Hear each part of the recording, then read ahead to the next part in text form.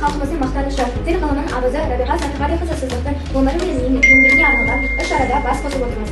Иә, Рабиға апамыз қазақ бірінші жанашыры. Оның ғылыми негізіне дамуына өлшеусіз үлес қосқан ғалым. Бүгінгі кешіміз сол кісінің рухына тағзым етіп, өшпес мұрасын дәріптеуге арналған.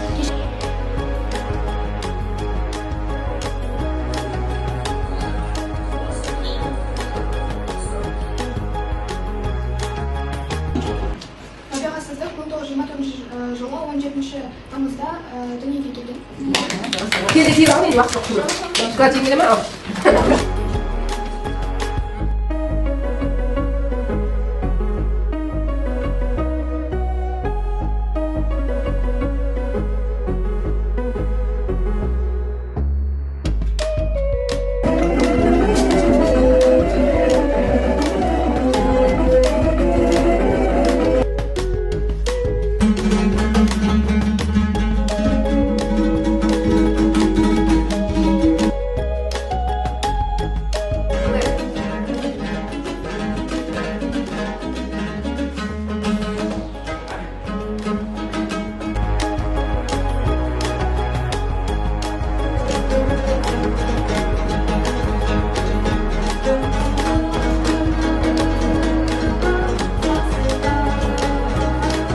Рабиға Сыздықованың Қадырғали би жалайыри және оның жылнамалар жинағы туралы кітабын суретін салды.